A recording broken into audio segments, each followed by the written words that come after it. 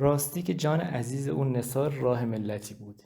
این سید راستگو بی‌قلاقش، این راد مرد فرزانه دلیر، این مرد واراسته از جان گذشته بزرگترین مردی بود که ایران در این 50 سال از زندگی خود در دامن خود پرورده است. اشعار او از هر ماده فراری، از هر عطر دلاویزی، از هر نسیم جانپروری، از هر عشق سوزانی در دل مردم زودتر راه باز می‌کرد.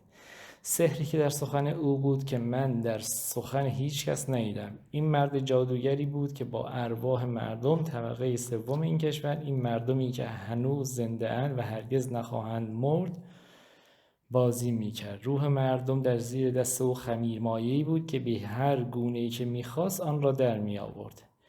هر شکلی که میخواست به آن میداد. بزرگی او در اینجاست که با این همه نفوذی که در مردم داشت هرگز در صدد بر نیامد از آن سود مادی ببرد. نه هرگز در موقع انتخابات از کسی رأی خواست، نه به خانه مصاحب مسندی و خداوند زر و زوری رفت، و نه ماجراجویی را هرگز به همان حجره تنگ و تاریک خود راه داد. خود حکایت میکرد که در جوانی در قزوین دلداده دختری از خاندان خود شده و پدر و مادر دختر از پیوند با این سید بی‌اعتنا به همه چیز خودداری کردند.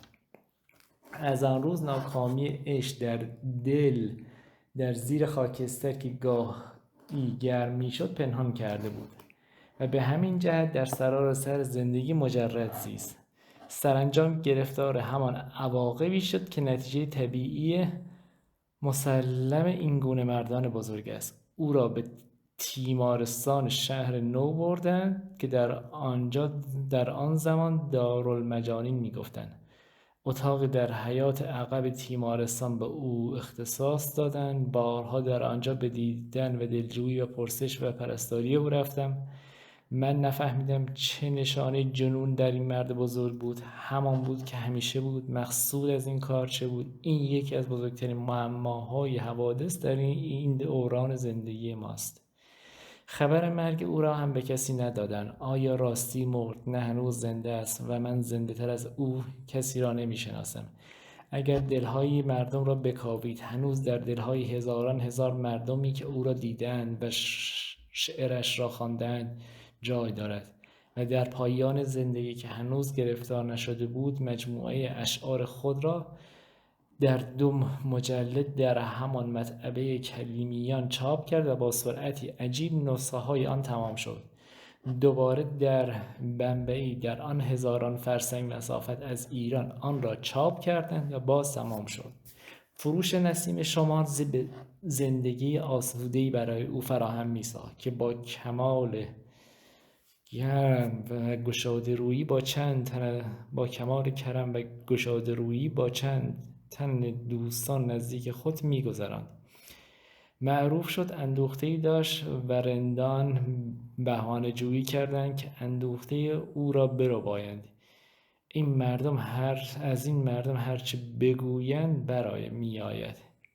با این همه در تیمارستان جز من و مهدی ساعدی که در پایان عمر با او نزدیک شده بود گویا دیگر کسی به سراغش نرفت. کجا بودند این گروه مردمی که در عیادت مشایعت لاشه بی‌قدر و قیمت این کاخ نشینان پیش دستی می کنند؟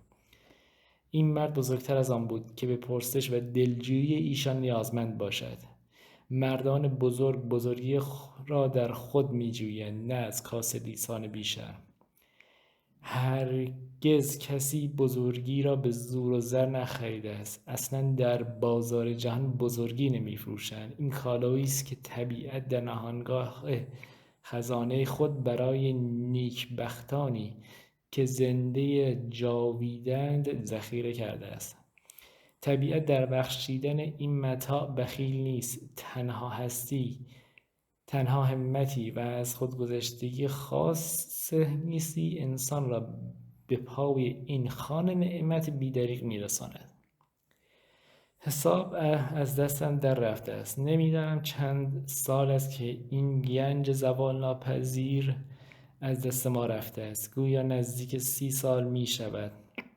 این مرد نزدیک 70 سال در میان این مردم زیست، با این مردم خندید، با این مردم گریست، دلداری داد، همت بخشید، در دنیا جای گره و هرگز از دلها بیرون نخواهد رفت. اگر در مرگش نگریستن، اگر کتاب یا رساله دربارش ننوشتن، اگر گور او نیز از دیده ها پنهان است و کسی نمیداند کجا او را به خاک سپردند، اگر نامش را دیگر نمیگی برند، اگر قدر او را از یاد بردند، او چه زیان کرده است؟ کسی نبود که به این چیزها محتاج باشد.